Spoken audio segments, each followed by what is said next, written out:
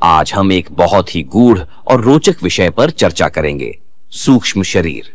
हम यह जानने की कोशिश करेंगे कि सूक्ष्म शरीर क्या है, इसकी कार्य प्रणाली कैसी है और हम इसे अपने शरीर में कैसे अनुभव कर सकते हैं। कई बार हम अपनी भावनाओं और विचारों के गहरे प्रभाव को महसूस करते हैं, लेकिन क्या आप जानते हैं कि हमारे शरीर में एक ऐसा तंत्र है जो इन सबको संभालता है और गहरे स्तर पर हमें प्रभावित करता है? इसे ही सूक्ष्म शरीर कहते हैं। इसके माध्यम से हम अपने अंदर छिपी हुई नकारात्मक भावनाओं को बाहर निकाल सकते हैं और न केवल वर्तमान बल्कि आगे आने वाली बीमारियों को भी रोक सकते हैं। इस वीडियो में हम यह भी जानेंगे कि कैसे हम अपने सूक्ष्म शरीर को विकसित कर सकते हैं और इसके माध्यम से शारीरिक, मानसिक, भावनात्मक और आध्यात्मिक लाभ प्राप्त कर सकते हैं। तो चलिए इस अनोखी यात्रा पर आगे बढ़ते हैं और सूक्ष्म शरीर के रहस्यों को समझते हैं। सबसे पहले तो आपको यह समझना होगा कि वैसे तो हमारे बहुत से शरीर होते हैं, परंतु मुख्य रूप से 3 प्रकार के ही शरीर होते हैं, जिसमें सबसे पहला स्थूल शरीर यानी कि फिजिकल बॉडी, दूसरा सूक्ष्म शरीर यानी कि एस्ट्रल बॉडी, तीसरा कारण शरीर यानी कि कैजुअल बॉडी कहलाता है। हमारा स्थूल शरीर यानी कि जो शरीर वर्तमान में हमें नजर आता है या जो हम आईने में अपने शरीर को देखते हैं, वह शरीर 5 तत्वों से बना हुआ है। लेकिन जो हमारा सूक्ष्म शरीर है वह हमारे प्राणों से बना है, यानी एनर्जी से बना हुआ है। और तीसरा जो कारण शरीर है वह सूक्ष्म तरंगों से बना हुआ है। हमारी फिजिकल बॉडी यानी स्थूल शरीर दृश्यमान है, जो कि हमें दिखाई पड़ती है, लेकिन सूक्ष्म शरीर और कारण शरीर अदृश्य है। यह हमें दिखाई नहीं पड़ते, लेकिन हम इनको अनुभव जरूर कर सकते हैं। अब हम बात करते हैं उन खास अनुभवों की जिससे हम अपने सूक्ष्म शरीर का अनुभव कर सकते हैं। या यूं कहे तो ऐसी कौन सी सिचुएशन होती है जब बिना प्रयास के ही आप अपने सूक्ष्म शरीर का भी अनुभव कर सकते हैं? क्योंकि स्थूल शरीर को तो आप हर वक्त देखते रहते हैं, अपने भी और दूसरों के भी, लेकिन आप सूक्ष्म शरीर को तो नहीं ना देख सकते, उसे तो सिर्फ अनुभव ही कर सकते हैं। पहली बात तो यह है कि जब भी आप बहुत गहरी नींद में होंगे और जब आपका एनकास पूरा खुला हुआ होगा, उस वक्त अनजाने में ही आप कई बार अपने सूक्ष्म शरीर को अनुभव कर लेते हैं। और कई बार जब आपको स्लीप पैरालिसिस होता है या आपको लगता है कि जैसे कोई चीज आपके ऊपर दबाव डाल रही है, तो वह चीज भी आपके सूक्ष्म शरीर की ही एक घटना होती है। और कई बार जब आप स्वप्न अवस्था में होते हैं लेकिन आपकी चेतना कुछ अंशों तक जागी रह गई है, तो उस स्थिति में भी आप अपने सूक्ष्म शरीर का दर्शन कर लेते हैं। इसके अलावा जब आप गहरे ध्यान में होते हैं तो आप अक्सर ही अपने सूक्ष्म शरीर का अनुभव कर सकते हैं। और जब आपकी मृत्यु हो रही होती है तो उस वक्त भी और उसके बाद भी आप अपने सूक्ष्म शरीर को महसूस कर सकते हैं, क्योंकि तब तक आपका स्थूल शरीर खत्म हो गया होता है, तो फिर सूक्ष्म शरीर ही बचता है। इसीलिए मृत्यु के समय और मृत्यु के बाद भी आप अपने सूक्ष्म शरीर का अनुभव कर सकते हैं। इसके अलावा कई बार आपने देखा होगा कि आप अकेले बैठे हैं और अचानक आपको लगता है कि आपके आसपास कोई है, लेकिन कोई होता नहीं है। मानो एक अलग सी आती है कुछ सेकंड के लिए, तो वह आपके सूक्ष्म शरीर की ही एक झलक होती है। फिर अनजाने में आप किसी को नोटिस कर लेते हैं, या हो सकता है वह आपका सूक्ष्म शरीर ना हो बल्कि कोई आत्मा हो जो आपके आसपास मंडरा रही हो, जिसको आपने अपनी छठी इंद्री से नोटिस कर लिया होता है। कई बार ऐसा होता है कि जैसे आप किसी सड़क पर तेजी से गाड़ी चलाते हुए जा रहे हैं, तभी अचानक सामने से कोई बच्चा या जानवर आ जाता है, तो आप सेकंड के 1000वें हिस्से में ब्रेक लगाते हैं और तुरंत गाड़ी रोककर उस बच्चे या जानवर की जान बचा लेते हैं। तो उस समय जो आपके अंदर एनर्जी आती है वह आपके सूक्ष्म शरीर से ही आती है, यानी कि आपका सूक्ष्म शरीर ही उस वक्त आपको संकट से निकालता है। यह तो मैंने सिर्फ एक उदाहरण दिया है। इस प्रकार के कई और उदाहरण होते हैं जिसमें आपका ही सूक्ष्म शरीर आपकी रक्षा करता है। कभी कभी जब आप गहरे ध्यान में जाते हैं तो कई बार आपको आउट ऑफ बॉडी एक्सपीरियंस हो सकता है, यानी आपका सूक्ष्म शरीर आपकी बॉडी से बाहर आ जाता है, क्योंकि हमारा स्थूल शरीर तो गुरुत्वाकर्षण से बंधा हुआ होता है, लेकिन हमारा सूक्ष्म शरीर के ऊपर गुरुत्वाकर्षण का कोई प्रभाव नहीं होता है। इसलिए कई बार ध्यान के दौरान आपको ऐसे लगेगा कि जैसे आपका सूक्ष्म शरीर आपके फिजिकल बॉडी से बाहर निकलकर हवा में तैरने लग गया है। तो यह एक सूक्ष्म शरीर का अनुभव है। और छोटे मोटे लम्हों के दौरान जैसे आपको जब कोई खुशखबरी मिलती है, तब आपका शरीर एकदम से खुशी के मारे फैल जाएगा और बहुत खुशी महसूस होगा। यहां पर आपका जो शरीर फैलता है, वह घटना आपके स्थूल शरीर में नहीं घटती, बल्कि आपके सूक्ष्म शरीर में ही घटती है। इसके अपोजिट आपको एकदम से कोई डर की खबर आ जाए, कोई खतरे की खबर आ जाए या कोई दुख की खबर आ जाए, तो आप एकदम से सिकुड़ जाते हैं। तो ये सिकुड़न भी आपके सूक्ष्म शरीर में ही होते हैं। अतः इस प्रकार के मिश्रित अनुभव कई बार हमारे जीवन में होते रहते हैं, जिनमें आप अपने सूक्ष्म शरीर का अनुभव कर पाते हैं। अब हम कुछ और पहलुओं की बात करते हैं। हमारा सूक्ष्म शरीर 5 कर्मेंद्रियों, 5 ज्ञानेंद्रियों और 5 प्रकार के प्राणों से तथा मन और बुद्धि से मिलकर बना है। इसलिए जब कोई व्यक्ति मर रहा होता है, तो सबसे पहले उसकी 5 कर्मेंद्रियां शून्य होने लगते हैं। फिर उसके बाद 5 ज्ञानेंद्रियां भी मरने लगती हैं और फिर कुछ क्षणों के बाद उसके 5 प्राण भी धीरे धीरे शरीर को छोड़ने लग जाते हैं। मतलब जहां जहां सूक्ष्म शरीर ने आपके स्थूल शरीर पर कब्जा किया हुआ था या जहां उसका निवास स्थान था, वह वहां से हटने लगता है। इस प्रकार धीरे धीरे सूक्ष्म शरीर आपके स्थूल शरीर से अपने आप को बाहर खींचने लगता है। अतः जब व्यक्ति की मृत्यु होती है, तो हमारा भौतिक शरीर राख बन जाता है, लेकिन हमारा सूक्ष्म शरीर आत्मा के रूप में नए जन्म की तलाश में आगे की ओर निकल पड़ता है। स्थूल शरीर की मृत्यु के पश्चात हमारी इस जन्म की और पिछले जन्म के जितने भी संस्कार, आदतें, विचार, इच्छाएं, कामनाएं, वासनाएं और भावनाएं होते हैं, यह सभी चीज बीज के रूप में हमारे सूक्ष्म शरीर में ही संग्रहित रहते हैं। यानी कि हमारा भौतिक शरीर तो मर जाता है, लेकिन हमारी वासना, इच्छाएं नहीं मरती। फिर इन्हीं इच्छाओं और वासनाओं के अधीन होकर हमारा सूक्ष्म शरीर अगले जन्म की तैयारी में लग जाता है और अगला जन्म इन्हीं इच्छाओं के कारण वैसा ही शरीर ले लेता है। आपने कभी कभी ऐसा महसूस किया होगा कि जब आप छोटे से बड़े हो रहे होते हैं, तो आपके अंदर कुछ ऐसे विचार उठने शुरू हो जाते हैं या ऐसी भावनाएं उठनी शुरू हो जाती हैं जिनका आपके इस वर्तमान समय में कोई जुड़ाव नजर नहीं आता कि यह चीजें आपके अंदर कहां से आई है। ये सारी चीजें आपके पिछले जन्म से आपके अंदर आई हुई हैं और अब वह दोबारा जिंदा हो रही है आपके अंदर। उदाहरण के लिए, अगर आप अपने पिछले जन्म में साधु संत थे या कोई पुजारी थे, तो इस जन्म में आप मंदिर की ओर आकर्षित होंगे या किसी आश्रम की ओर आकर्षित होंगे। ऐसा इसीलिए होता है क्योंकि उनका संबंध आपके पिछले जन्म के भावनाओं से जुड़ा हुआ है और वही भावनाएं आपके अंदर दोबारा से जिंदा हो जाती हैं। इसीलिए तो कहते हैं, इंसान कभी नहीं मरता है।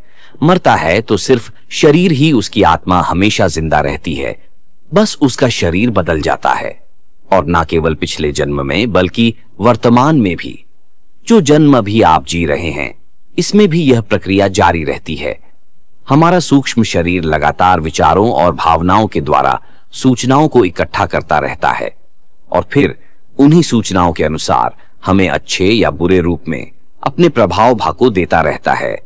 अब तक आपको यह मालूम चल गया होगा कि जो हमारा मुख्य कथा धरता है, वह हमारा स्थूल शरीर नहीं है, बल्कि हमारा सूक्ष्म शरीर है। हमारा सूक्ष्म शरीर ही हमें कमांड देता है और स्थूल शरीर उसको फॉलो करता है। इसीलिए हमें अपने भौतिक शरीर को नियंत्रण में करने से कोई लाभ नहीं होने वाला, बल्कि हमें अपने सूक्ष्म शरीर को नियंत्रण में करना होगा। क्योंकि जब आप अपने सूक्ष्म शरीर को नियंत्रण में करेंगे या उसको सही स्थिति में रखेंगे, तो आपका भौतिक शरीर भी अपने आप नियंत्रण में आ जाएगा। क्योंकि जो कुछ भी घटना घटती है, पहले वह सूक्ष्म शरीर में ही घटती है, बाद में वह भौतिक शरीर पर आती है। उदाहरण के लिए, जिस प्रकार हम किसी पौधे को विकसित करने के लिए उसके पत्तों को पानी नहीं देते, बल्कि उसके जड़ों को पानी देते हैं। क्योंकि जब हम जड़ों को पानी देते हैं, तो पत्ते भी अपने आप खिलने शुरू हो जाते हैं।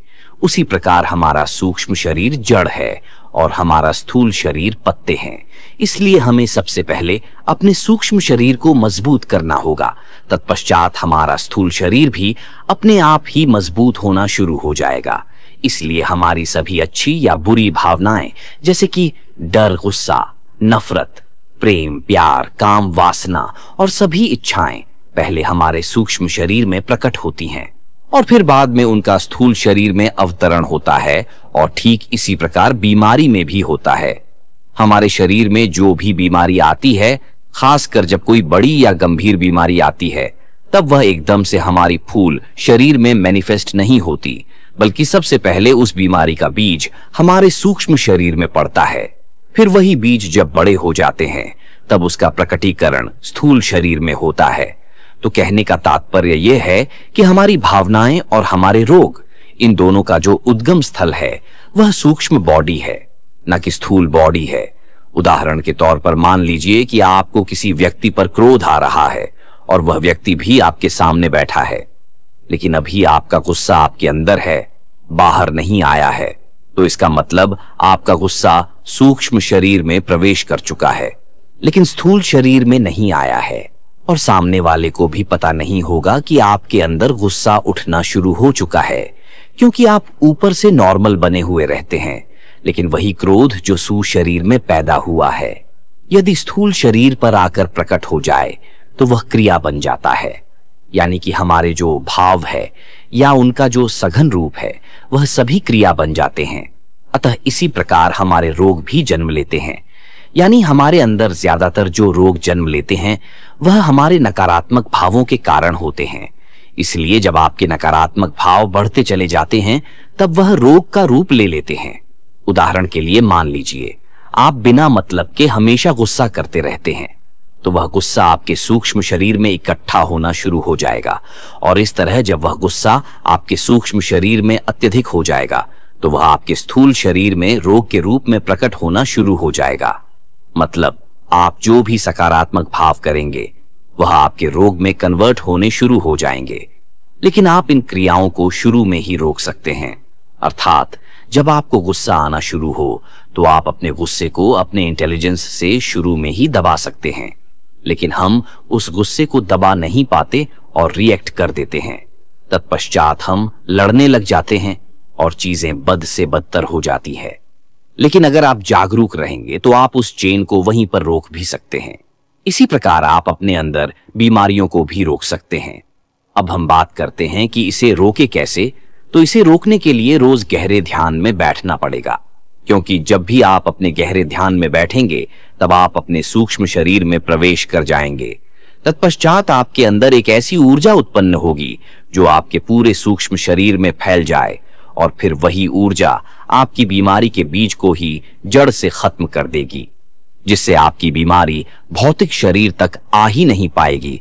इसलिए यदि आप अपना सूक्ष्म शरीर शुद्ध कर लेते हैं तो आपका स्थूल शरीर भी स्वस्थ और स्ट्रांग होना शुरू हो जाएगा, जिससे आप हमेशा आनंदित रहेंगे, हमेशा सुखी रहेंगे।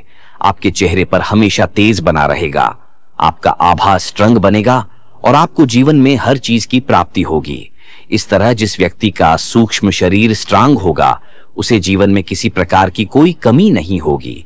लेकिन यदि आपका सूक्ष्म शरीर ही अशुद्ध है और विकारों से भरा हुआ है तो आपको दुख, बीमारी, कष्ट, अभाव, इन सब चीजों को अपने जीवन में झेलना ही पड़ेगा। तो हम ऐसा क्या करें कि हम अपने सूक्ष्म शरीर को शुद्ध कर सके, उसको विकारों से रहित कर सके। तो उसके लिए कुछ 2-4 उपाय है जो मैंने आगे बताया है, उसे आपको हमेशा फॉलो करना है। सबसे पहली बात कि हमारे सूक्ष्म शरीर कमजोर क्यों पड़ते हैं?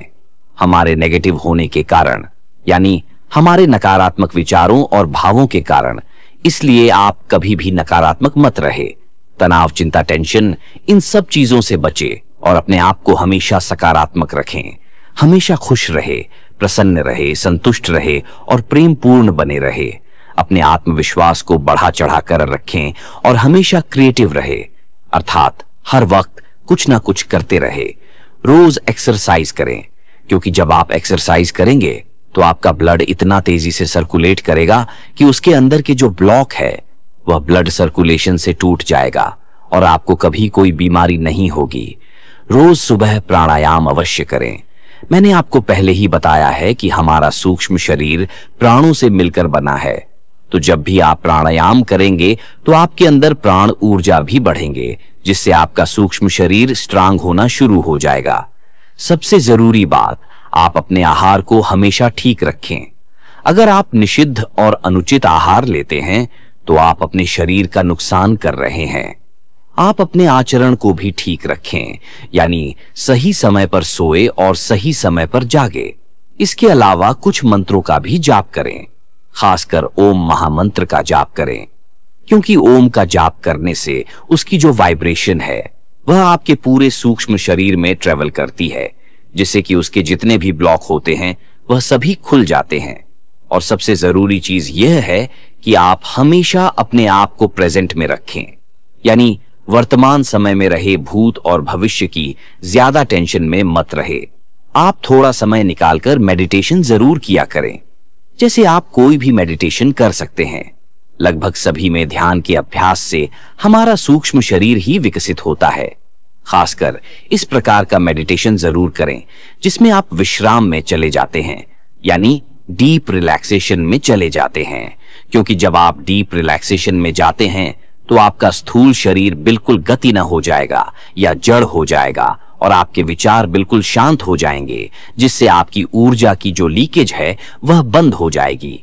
फिर वही ऊर्जा जो पहले लीक हो रही थी वह सारी ऊर्जा फिर से आपकी सूक्ष्म शरीर को उपलब्ध होनी शुरू हो जाएगी, जिससे आपका सूक्ष्म शरीर विकसित होना शुरू हो जाएगा। मैंने जो भी इस प्रस्तुति में बताया है उसे आप अपने जीवन में प्रयोग करते रहे और हमेशा स्वस्थ रहे।